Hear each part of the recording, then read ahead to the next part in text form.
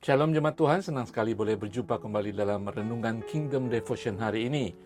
Saudara, kitab Paulus yang luar biasa ini, kitab Roma, ditujukan kepada jemaat di Roma. Rasul Paulus ingin mempresentasikan Injil. Dia ingin setiap orang percaya kepada Yesus Kristus dan karya salibnya.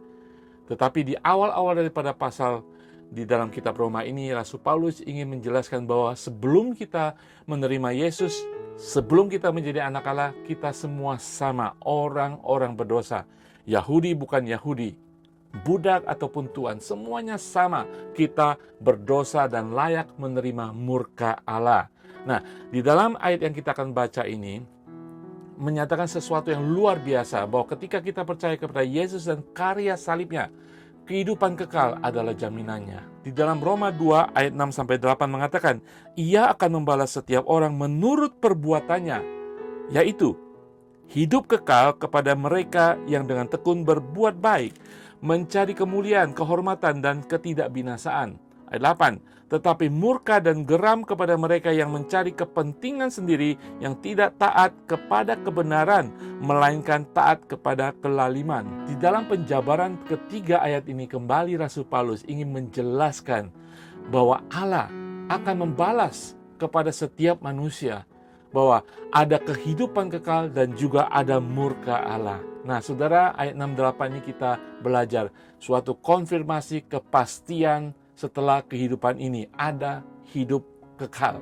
Bagi kita yang percaya kepada Yesus, menyerahkan hidup kepada Yesus, dan percaya kepada karya keselamatan yang memberikan kita pengampunan dan jaminan kehidupan kekal.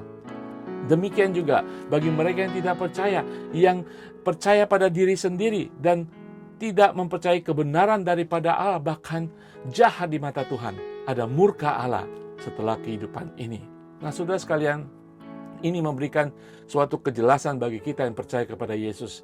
Ada hidup kekal bagi kita yang berserah kepada Tuhan. Ayat 6-8 ini juga menjelaskan bahwa kita yang sudah diselamatkan, kita harus sungguh-sungguh memusatkan hidup kita dengan mata tertuju kepada kebenaran itu.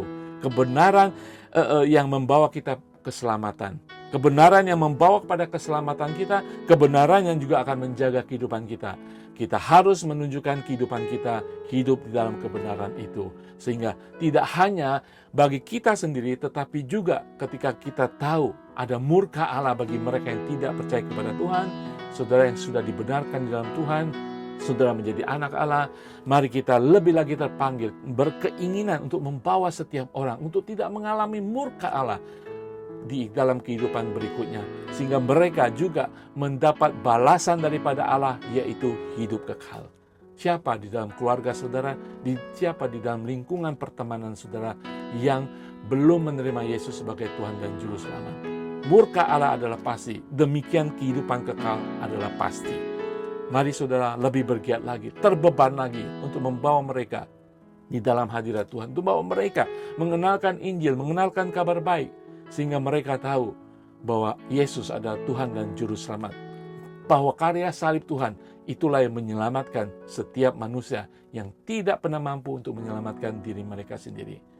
Hidup kekal, murka Allah adalah kenyataan di masa depan.